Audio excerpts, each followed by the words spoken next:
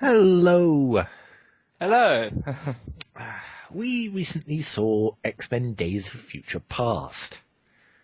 Yeah, that's right. By recently, it was earlier on this evening. Yeah, we saw it at about 8 o'clock and it's now the next day. So we're not that far off. It's like about 1 o'clock the next day.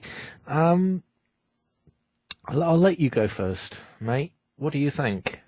I think it's very good. I mean, considering the last one, X-Men one that I saw was X-Men 3, which it's not as bad as everybody says, but it's still not as good as X-Men 2. I would say X-Men 1 Well, no, that doesn't X-Men 1 doesn't do so well when you see it. So I would say X-Men 2 up until then was the best X-Men, barring First Class, I was about which to was ask you. excellent.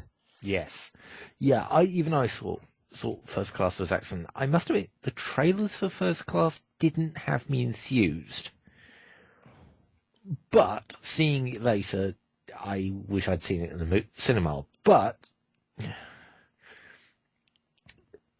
I gotta admit, mixing both the future and the past in the new film is really interestingly done. It's it's it's clever. They don't fall for the time traveler trap that most things do, that you said to me.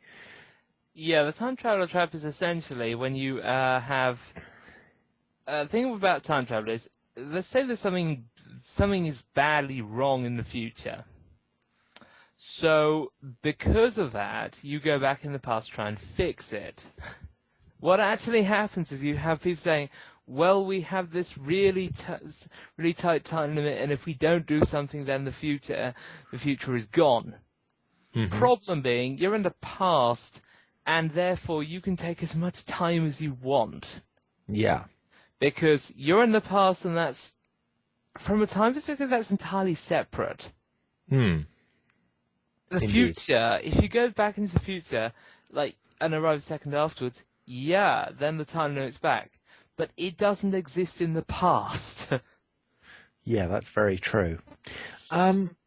However, yeah, Days of Future Past doesn't do that, because Days of Future Past actually says, yeah, there's a reason why they can't take all year.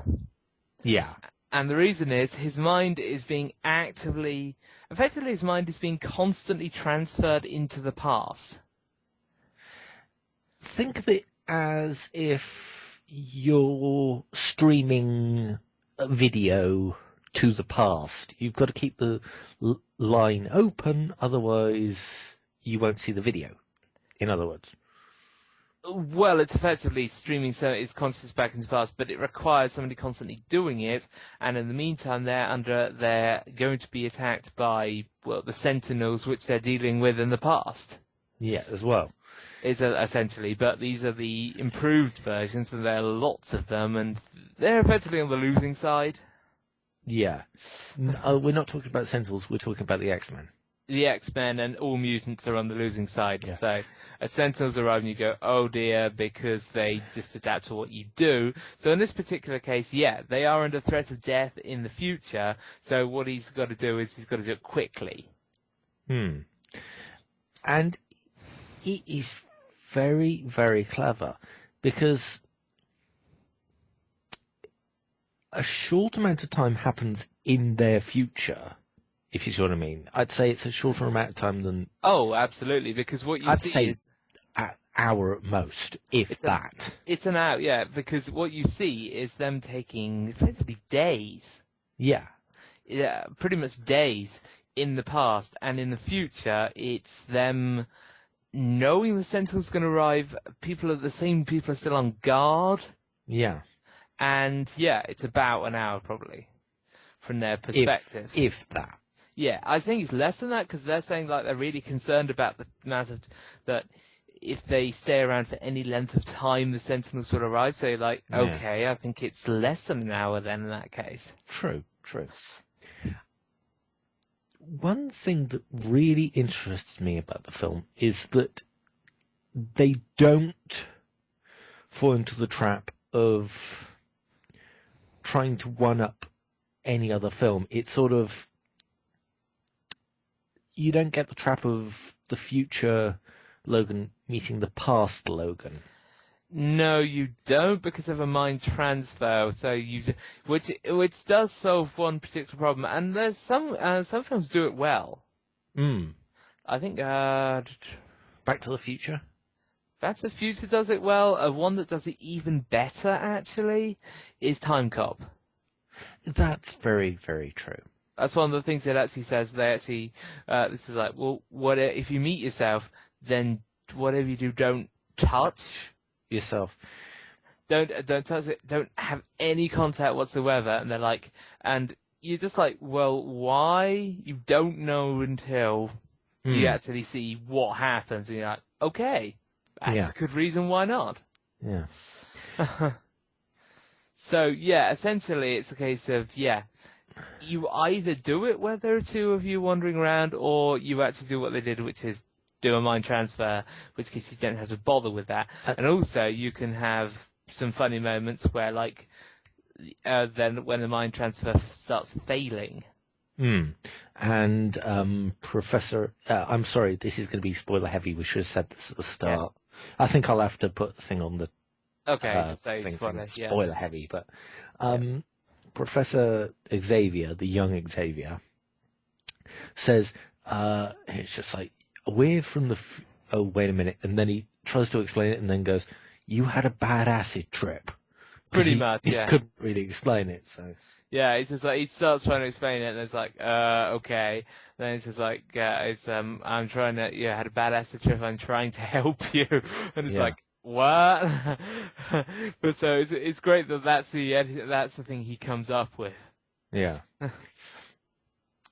But yeah, essentially, it's them trying to correct, trying to stop the creation of these Sentinel robots. And what's great is the fact that it's there are very definite reasons why they were taken up and produced in mass quantities. Yeah, and it's interesting how one character, I'm not going to spoil it because this is an interesting part of the story. Well, it's spoiler heavy, so. Oh, yeah. Magneto does something, tries to kill Mystique, and it still sets them on the same course.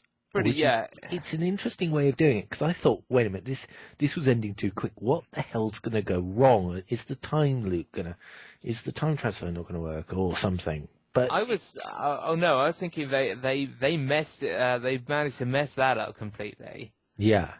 That the first bit when the whole thing in the conference where it's just like there's a mutant and then at which point there's just like people jumping from windows and fighting. Yeah, and things like that. That's like really that's not helping. And then Beast comes along and just starts roaring and it's just like that's causing the same problem, which is because essentially the problem is that nearly anything that they were gonna do would have Trask saying, I've got these Sentinels. Yeah. And that was the problem, because in the end, it was Trask. The reason that the Sentinels are wanted is because people are sent by the mutants, because they were doing stuff like that. Yeah. I've got to say, they didn't put in my view, they did a small step wrong with the film. But this is because I like the character so much. It's the zooming guy. It's basically the Flash for the Marvel Universe. I think it's even called something like Barry Allen. They say Barry at one point. So I think he kind of Flash Marvel Universe. He's hilarious. I think if he's one of the characters that I'd say he could stand to have his own movie. Because it would be hilarious. I mean, he is overpowered, that's the one thing, but everybody has always said it's overpowered, but it works. Everybody has always said that that super speed is overpowered, and it's right. Yeah, and it shows you, it's just like, and you see a scene where it's like, you think he's having fun with the characters as they're slowing down. Oh, sorry. And it's like, no, he's not actually having fun. It's sort of, Well, he is. he's having fun, but it's more, when you see it, it's like, oh, that now makes sense because it's just like they get flown across the room. It's just like really funny. Oh yeah, but essentially it's the problem. It's the thing that pretty much nearly anything someone can do to you can just say super speed. Yeah.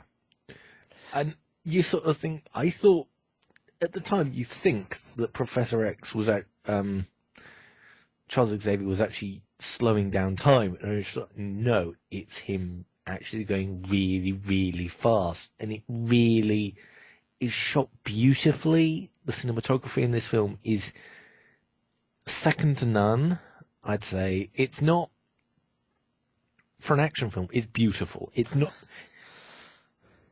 not a Michael Bay shake the camera until the camera break-a-thon.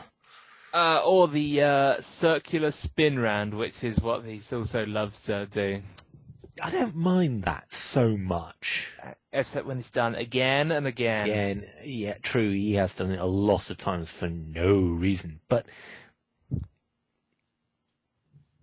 the direction of this was brilliant. It's not done by Michael Bay, of course.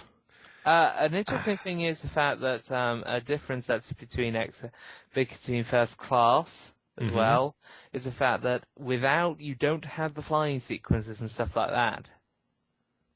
What do you mean? Well, First Class has ones where you're following fast-moving people. Ah, I suppose so. There was never anything like that. Magneto was just like, I can take my time. When he was floating, and it was reflected in that. Yes. Michael Fassbender is excellent. I can't remember the name of him who plays young Professor Xavier. Excellent.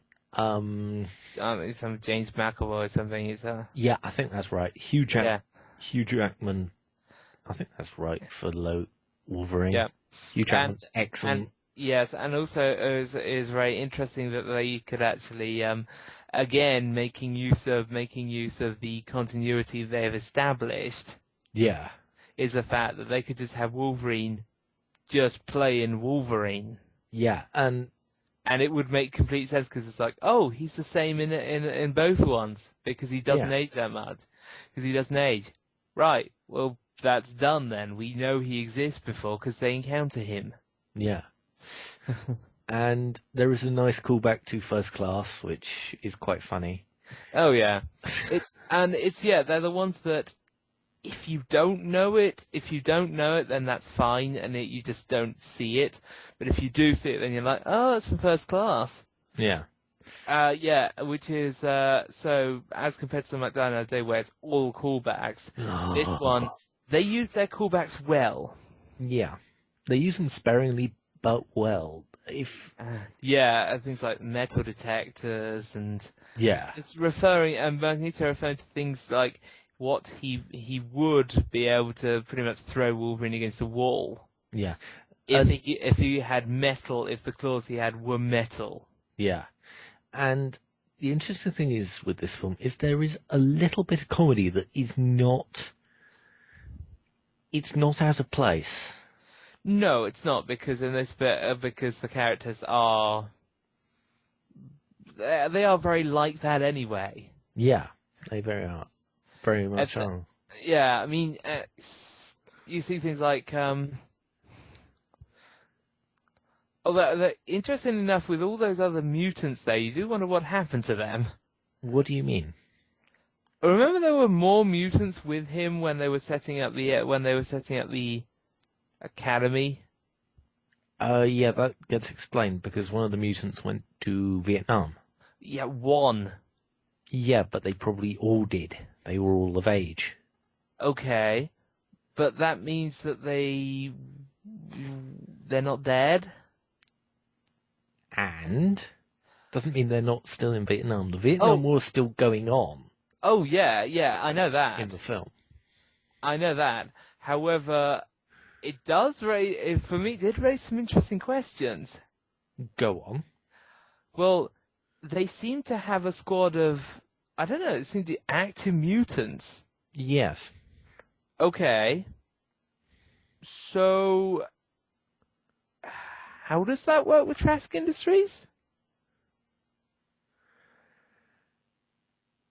Uh, I'm very curious on that one because it's like mutants are a complete threat.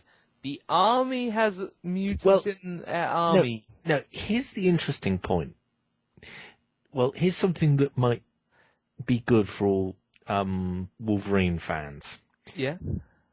Wolverine Origins is no longer canon No, at all. I don't think any of it's canon. I mean, an interesting thing we don't see as well Yeah.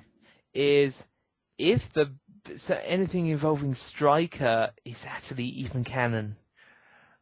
I think Wolverine still gets his metal claws. Does he?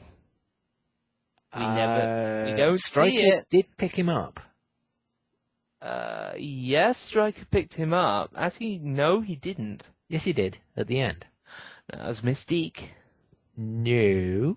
No, that was Mystique. You actually saw him. You actually saw the yellow eyes. Oh. That was Mystique. So in actual fact, Stryker doesn't pick him up there. So it's entirely possible. But Stryker does live. Yeah, Stryker lives. Doesn't necessarily mean he's going to get claws. That's true. He may. I think they deliberately don't show him activating the bone claws to see if they're bone or metal. True. As in, Very true. Yeah, this continuity is completely new. We're going to leave you to guess. Now, there is two things that I think the film did wrong. Okay. Having Storm in it with not the same actress. They could have changed the actress and nobody would have noticed. Okay, in the end, I guess they want her in there because they want the same actress for a later film. Oh, don't make me sad. Yeah, Storm's role in that was to say, yes, I am here. Less than 3 lines of dialogue, as I recall. And then effectively just firing lightning. Which is good because I'm sorry, Halle Berry fans, she can't act for shit. At all. For continuity's sake, they'd want to keep her. They wouldn't want to replace her with a different actress. But really, they should have. They should have. But also, there's another problem.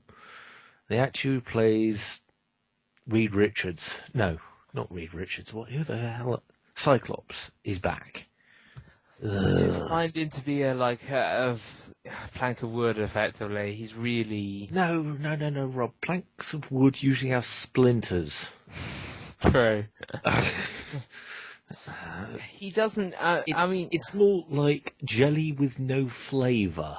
He's completely bland when he's not acting. When he's trying to act, like, say, with an edge, he just seems to be kind of moody. And otherwise, he's just very, bland. Yeah, he was the thing that really spoiled, in my view, all of the X-Men films. I don't think he spoiled. I don't think he's spoiled. He sort of tarnished them, though. No, yeah, you just ignore him in the scenes. True. But here's the another thing. If you got a better actor, who would you put in as Cyclops? Sorry, we're going off topic, but I just want to. I just want to ask. A Cyclops.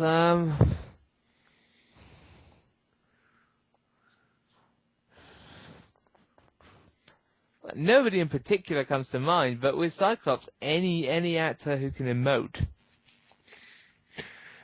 is better than him. So yeah, there are no particular ones, but then trying to guess on Cyclops' character from the films is difficult. Oh, this one, it wouldn't have been possible, but what's his name? Oh God, he's in Limitless. Oh, him as Cyclops would be good. It depends on what you want to go for with Cyclops. He's got a lot of screen presence, so he would be very good for that. But I don't know what Cyclops is supposed to be. He's got sort of the Captain America mutant style personality. He's the leader of the X-Men, and he bangs Okay. heads with Wolverine. Well, that seemed to make sense from what they were doing. That seemed to make sense from what they were doing, but they weren't doing it well enough. He The still actor wasn't banging heads. He was just tapping Wolverine on the head and going, "Okay, I just tapped you," and then Wolverine just smacks him over the head with a rubber mallet. Well, it's more the fact. It's more the fact that Sorry, baseball bat. Sorry, again, actual fact. it's more the fact that again, Hugh Jackman is doing like most of the work with that. God, It's yes. a case of with that. It's just like oh dear, it's Scott Summers. Yeah. It's just like Scott Summers. Oh well, we'll have Hugh Jackman doing adding a lot of emotional depth to something and just being like, yeah, it's just and then we'll have the Plank of Wood, who he's not an equal to. I know who you could do it. He would be brilliant. Actor who Okay. played Shaw. Yeah, he's good because he can act because He's got an emotion, but he's also got that cool, calm, collected. I Which know what the Cyclops hell I'm has. doing. which Cyclops actually has. So yeah. If you know the series Chuck, the actor who plays Shaw would be Well, he also excellent plays for. Superman. He also plays Superman as well. So Yeah, but that wasn't particularly that good. yeah, but he's still a good actor. Yeah, a good actor. So Brendan Routh. yeah. Yeah. It's just a lot of the screen direction was insane. What And- for Superman? Superman Returns, yeah. Oh God, yeah. And what decade was it in? I don't bloody know. I mean, it's a tangent, but in the end, it's like, yeah, we're doing this 50s, 40s style. No, Rob. 50s, 40s. Okay, I might understand, but why the fuck were there jets? Yeah, that's the problem. They were using computers, and they had jets. But at one point, a float plane? Well, no, we still have float planes today, but Yeah, but a float plane was the main thing. And if you look at the True. shots and everything like that, they do it like it's the 40s. yeah, And- it's And a helicopter, you have Lex with a helicopter. So obviously the thing to use to get to there is a float plane. I yeah. can't find anyone with a helicopter because a float plane is clearly better, as shown by the fact that he crashes all the time. True. It's just like, but the entire thing is just like, okay, I'm not really getting this. Hmm. But anyway, but yeah, what time that is, I have no idea. Write in the comments if you have any clue. I know what it was supposed to be, but I also know that it I had don't.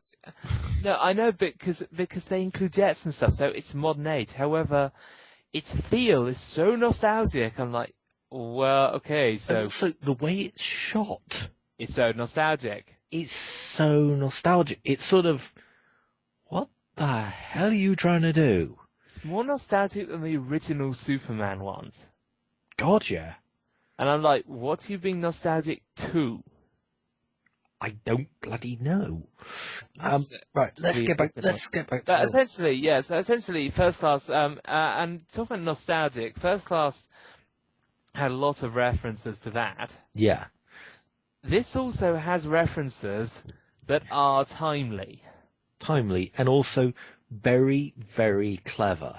Yeah, like Captain Kirk, and there's a particular one where they discuss the amount of net TV networks that they could monitor. Yeah, and also Beast thinks he's being very clever because I've monitored all 3 networks. Yeah, and which And it's kind of like, which point Wolverine goes, all 3, with a Yeah. sarcastic tone, and it's just like, Yeah, because ooh, he's- all yeah, 3?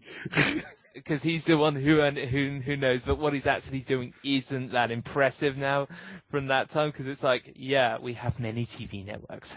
Yeah, it's just like, do you want to really try me, Beast?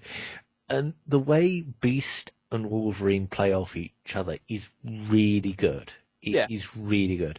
Well, from the very first time when he disappears and says, "Yeah, I'm going through." And it's Yeah. more, you're Beast. Yeah. It's just like, I guess you got more grisly with time or something. And then later on, he's just walking in and just saying, yeah, I'm going to go through. Well, Yeah. I'm going to stop you and I'm going to go through. Wham. And at which point you just see off screen, it's just like, and then him being thrown back, and it's just like, but his point is, he's like, yeah, until you actually become Beast, I'm going to carry on walking forwards. Yeah. But yeah, the entire thing is, yeah, it's very good thing they have there, and it's something that was entirely not in First Class, because in First Class his presence was just a term to get lost, effectively. Yeah. And so they did, and left Yeah. him. So yeah, this is entirely it. So it's like, how do they interact in this one? The answer is effectively like they did in I think X-Men 2 and 3, effectively. That was one of the better parts, yeah. But in this particular case, he's not a professor. No. One of the bits that I do love is that Magneto says, well, Magneto is in prison.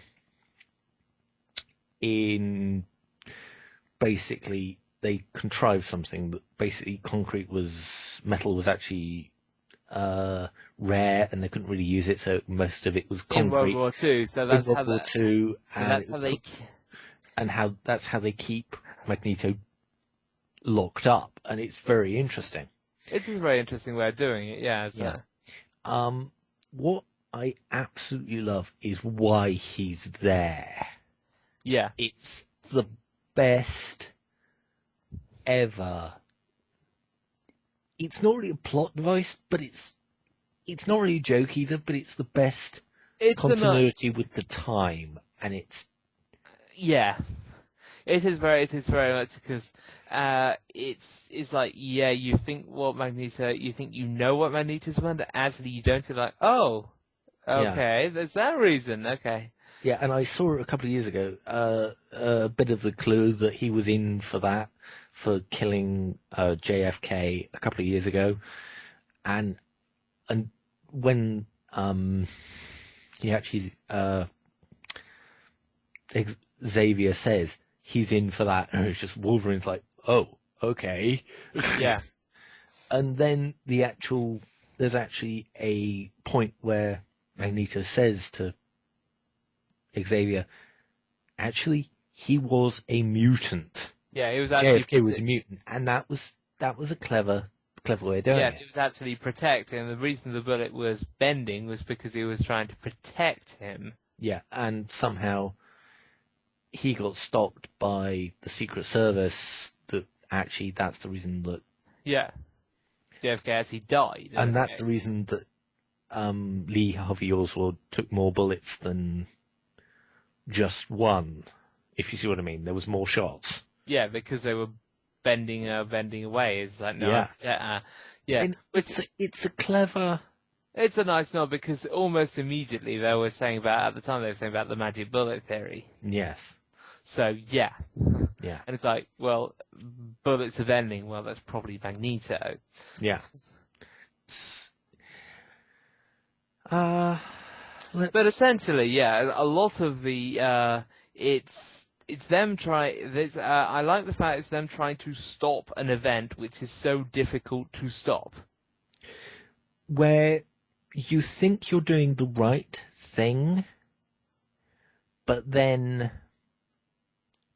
somebody else's, it goes the wrong way, which I found they understood time travel. They understood what they could do with the plot. And I think they had an idea there that effectively you have to make some in order to shift time, you have to make some big changes. Yeah.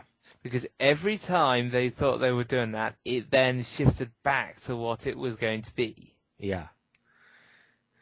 But the thing is, that actually makes sense given what the event is.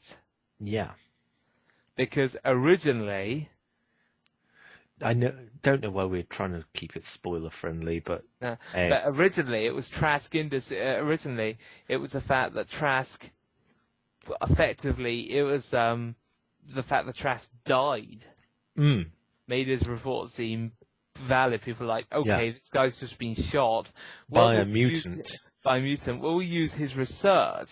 Yeah. But what that actually changes to is Trask survives, and then at which point you have mutants fighting in the Central Paris in a diplomatic conference, Yeah. And which leads to the need for a big response because they start moving cars and stuff. yeah, Magneto Yeah. gets a little pissed. Yeah.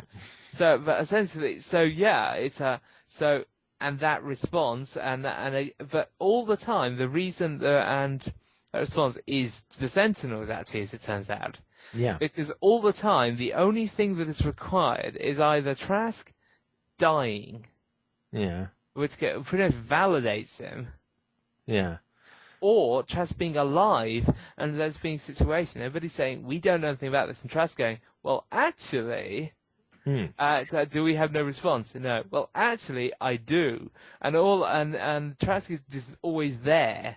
So Yeah. whenever they cause trouble, somebody else Trask, and then the future happens. Yeah. What? It's quite difficult to stop because they are going around blowing places up, jumping out of windows, and flying. Indeed. I have got to admit, they don't go far. It's they sort of shackle Xavier early on with his powers, which is good.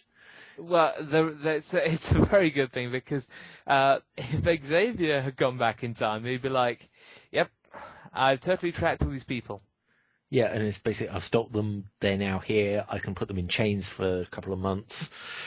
No, it's not so much a couple of months, actually. It's just like, part of the thing is finding Mystique, and it's just like, yeah, well, Magneto could totally do that. Well, Xavier could totally do that, not Magneto. Xavier could totally do that. Magneto, I don't know what Magneto would do if he transferred that, but he can do it either. No. I like what they did with the film. Yeah, it actually those two small points are the only things that are bad about the film, and even then, those are nitpicks. Yeah. Oh yeah. That's because the film and the Sentinels in whatever form are very, very good.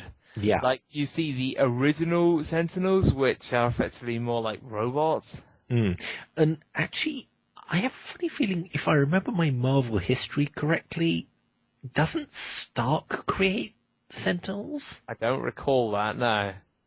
Yeah, for some reason, I have a feeling that I don't think Stark created them. Oh. Well, not Tony Stark, but a previous Stark. Nope, I don't recall that. Oh, crap. Oh, might just be me. I don't think. I think it's somebody else who has a thing against mutants, and that's the government's response. I've also got to say that Magneto gets to control the early versions of the yeah, it's a very interesting way of doing it. Yeah, it relied on knowing the exact plans. Yeah. But yeah, it is the thing he couldn't do later on. Trask was right when he was saying the fact that it is these things will leap forward decades. Yeah. With Mystique's tissue, because it's totally correct. Yeah, they will, and I feel that the film never puts a step wrong, apart from those two actors, and even then, meh. I mean, it even has that Electrospark guy, which is great. Oh yes, yeah, because him. You see him in various other things. Yeah. But I don't think he's been in a film before. Like, for instance, he's been in the animated series. He's been in Superman. He's been in another DC one actually. Or at least that's something that.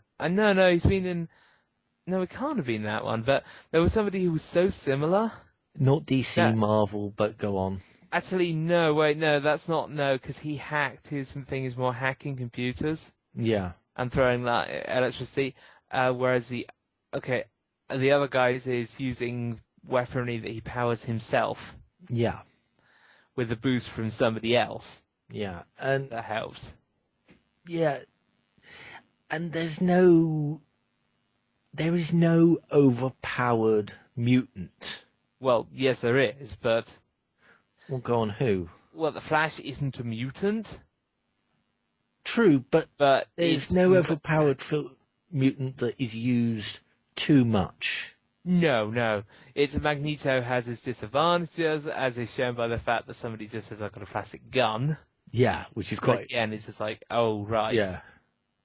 Yeah, and I love the whole story. The story is probably... I think it's a comic classic, and they did very well with that.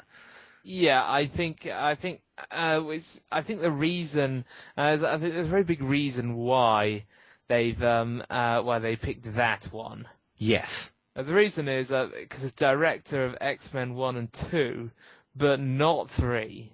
Yeah. Actually, not the Wolverine ones. And this is his way of actually staying within the comic framework, but also getting back control of the universe that he's from the guy who did 3. X-Men 3, yeah. Because really got screwed over. yeah, very much so. And you can just see And also the person who made X-Men Origins Wolverine. Yeah, that one as well. I think they were the same person, and nobody liked either of them. I'm not sure about the Wolverine film because I have not seen it. Could have been good, could have been bad, but I really think that those films were a waste of time. They were not the worst films that could have been made. They were a lot worse films. However, they had massive flaws. God, yes. The Raven arc is a joke. Nobody likes it in the comics. It's basically what really is sort of screwing around with the X-Men franchise, apparently. The Raven arc is sort of holding X-Men back. And I think if they lost Raven, the Raven idea... No, I think it's the Phoenix arc. Yeah, Phoenix arc. If they lost that Phoenix arc somehow, or if they just completely said, yeah, let's not do the Phoenix arc for a couple of years, they might be able to do more interesting stories. Apparently the Phoenix arc is sort of locking them back with some things, which is a bit sad. Yeah.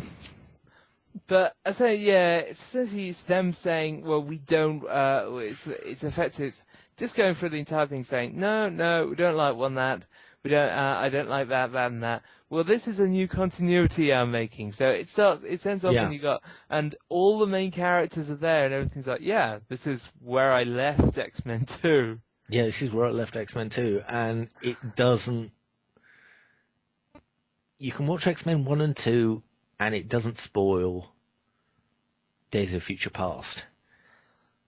It actually helps because... It helps a lot, and I really think that you should go and see it. I know you're watching the spoiler ones, you've probably already seen it. This is probably because you want to see what our thoughts were, but it is a brilliant... It's not a AAA film, but it's a good, solid film with enough action and enough deep story. Oh yeah, it's deep story. Now, the one thing that interests me is that the ending is not action packed. Which I think is what the problem with X-Men 3 was. It was entirely. Well, now we got third half is completely action for 20 minutes. Yeah, and you've got tons of mutants. You can't understand what anything's happening, it's just like, The only bit I understand is the fact that they tried to kill the child because he's the source of the things which are a cure for mutants. Nobody likes that film. However, there is one huge problem that the film generates, which by just changing the timeline, they've managed to avoid. Go on. They already have a cure for mutants. Yeah, they do. Yes. Yeah. Isn't it? What's his name? Xavier's got it, doesn't he? What? No. I mean the dart thing. Oh yeah, of course. Yes. Would be a dart, but it's the thing which you can actually get a cure for being a mutant. Yeah. I really do feel that film is the third film is. You'd have to pay me to watch it because the storyline is so ass backwards stupid. Or is it just me? I do find it to be like, yeah, this one child can stop All virtually mutations. all mutations. I'm like, Kind really? of like, what? Just by being there. Yeah, and you sort of think, it's sort of the Yamazari of X-Men, and it's kind of like, oh, for God's sakes. But, yeah. Oh, for God's sake, and Juggernaut with I've got to say this, it was a dickhead helmet. Yes. In the actual comics, it isn't. It's bigger, and it doesn't look like a dickhead. It looks reasonable. But, what's his name? I like him, he's good in Lock, Stock and Two Smoking Barrels. I want to say Johnny Vegas, but no, it's not Johnny Vegas. Hang on.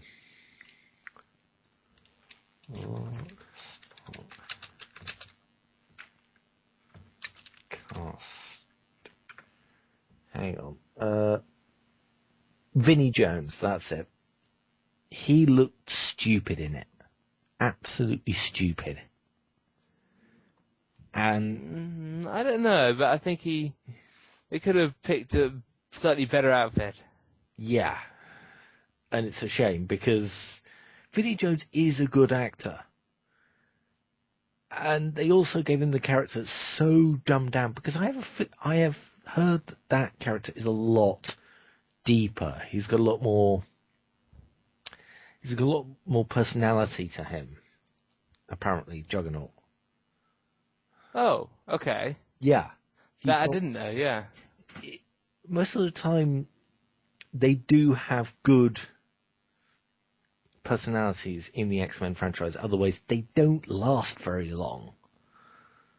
There are some characters that have been in X-Men that have no personality whatsoever and nobody likes. So, if you see what I mean. Yeah, there's nobody campaigning for them to appear. Yeah, and I think the fans were sort of very sad that Vinnie Jones was the right person to get the casting role, but the lines were the direction was so bloody awful. He was probably just told, just say this. Which he did, yeah. Yeah, which he did, and you can't really blame Vinnie Jones for bad direction. It's, if you can direct Vinnie Jones to do really good stuff. If you watch Lock, Stock and Two Smoking Barrels, he's got a personality that is brilliant. It's funny, you fear him, but it's still, he's got a really good personality. With that character, I know it's a small part in X-Men 3, but let's take a look. Agent Coulson from Iron Man had a small part, but he played it so well, if you see what I mean.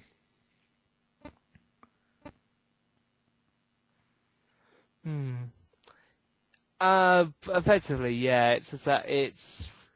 But I think it's a case of, in terms of the two main leads in this, What in? in this and First Class, which are effectively Xavier and Magneto. Yeah. Yeah, they play it very well and understated lots of time with Magneto. It's nice. Yes. Yeah. They're both very, very good. Patrick Stewart and Ian McKellen reprise the role for the same people, and brilliant as well. It's like they never left the set, almost. It's just like they just slide into the role so well. It's quite a pleasure to watch them act. I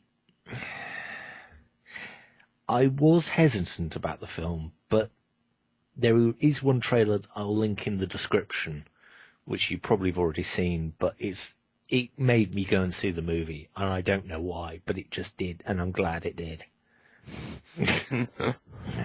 My mate hasn't seen the trailer yet. Actually, I think I want you to see it. Let me...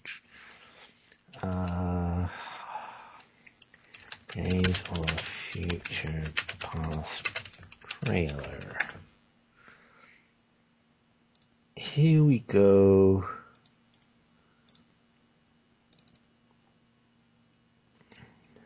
Hang on. Let me just get your link. And it's a really good trailer, and it's the music in that trailer that got me into it. Here we go.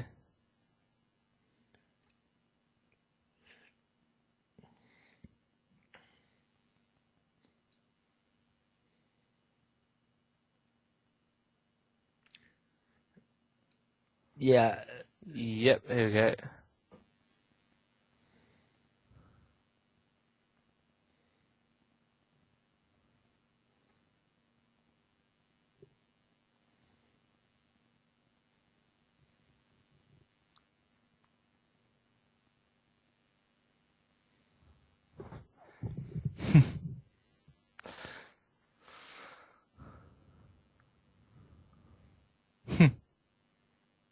Yeah, because the thing about the trailer is it's not giving...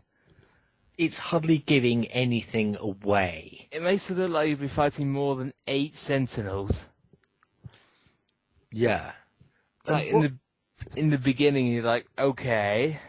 And what's interesting is that there are some things that are in the trailer that aren't in the film, and it doesn't matter. Sometimes, or it's just, where was that scene? And it's just like, I didn't care.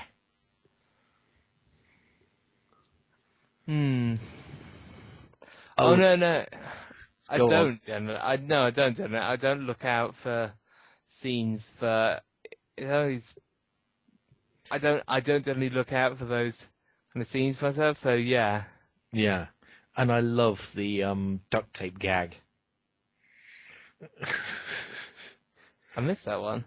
Oh, no, it's in the film where the speedy guy just duct tapes the guy to the wall.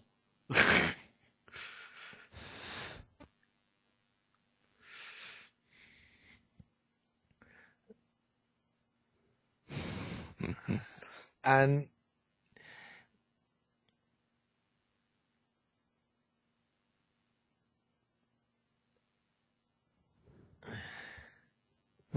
Yeah? yeah, did I? It's the speedy guy who just duct tapes the guy to the wall. No, you hadn't mentioned that, but that is very good, because it's... Yeah.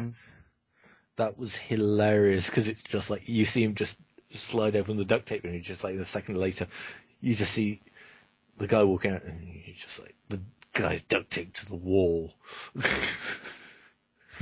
It's hilarious. Yeah, it is the way he does it, just by, in this case, doing it amusingly, because he has the time. Yeah. Oh, one thing I'd love, him and Deadpool teaming up just to do bullshit. Just doing nothing. Just like, it's just like, it sort of makes some crappy Crisis, and you're just like, why do you send us to do this? You're the most two overpowered people in this franchise. Go and do. Oh, all right. And they just have fun all the way. You could write 1,000,000 comics with those two, and just stick Wolverine in the middle, just to kick everything up to a strange level, and you'd be like, yeah, this should be fun. Yeah. Oh, another thing as well, actually, it's which is you're saying about time travel. Yeah. They're akin to Static Shock. Yeah. Well, by now she'd be like, oh dear, somebody's died again. Oh, yeah. Because his mind was being actively transferred all that time, and every single time he was dealing with the fact there was an attack which pretty much most likely kills or enslaves them, Yeah. and he was still wandering around, so it's just like, okay. Yeah. I think we've said all we wanted to say, really. I think, I mean, essentially one of the main things that they actually hit upon was the fact that, throughout the entire film, that what they're effectively saying is the fact that, yeah, they started as friends, then they had a lot of conflict, which in the end they kind of were like, a lot of it was pointless. Yeah.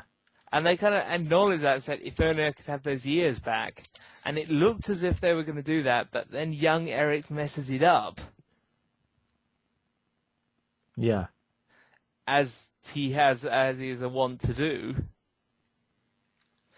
And then you go from there with him, it's like, oh, yeah. Yeah. Kinda, but him trying to assert mutants as supreme. Yeah. But it doesn't work again. Yeah, and it's not badly done. No, You don't feel that Magneto was tricked? No, he wasn't tricked because he had them everything under control and everything. Except he didn't. Yeah. As it turned out. Yeah.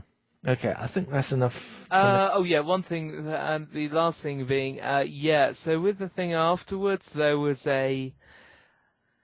effectively showing the past, as far as I could tell. Oh, yeah. Yeah. Where the pyramid being built by, effectively the equivalent of Magneto with stone. I think it's Apocalypse. You think it's Apocalypse? Okay. But Apocalypse... He's one of the Four Horsemen, isn't he? I don't know if he is, actually. War is. Yeah. Well, that's not Apocalypse. Apparently I heard it was Apocalypse, but never mind. Okay, I don't know. Okay, I haven't heard anything about this, but what I see is there's apparently it's the after thing which you got the Four Horsemen of the Apocalypse, who are apparently a character in Marvel. Yeah. And a guy who can make a pyramid. So effectively, as far as it's either somebody who can mold stone like Magneto, 'cause Magneto could. Now, actually, Magneto would still have trouble. Because that was the whole pyramid that was made. So essentially, I think they're being set up as the main villains. Yeah. Okay. Oh, and also I heard somewhere that they're still thinking about doing a Deadpool movie, so it's not out of the question yet. Yeah, Ant-Man is apparently in trouble because of interference. Well, actually, let me get you that. Let me find it.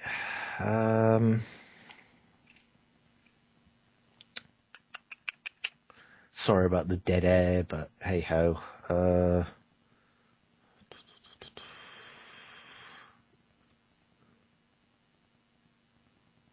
Come on, where are you? Oh yeah. Yeah, here we go. Well, Edgar Wright isn't making Ant-Man anymore. And yeah, I don't know. I don't know if Ant-Man could work as a movie at all. Ant-Man potentially could, however, it would be more focusing on the character of Ant-Man, which is, well, it's not that bad actually, the character Yeah. for Ant-Man. Yeah.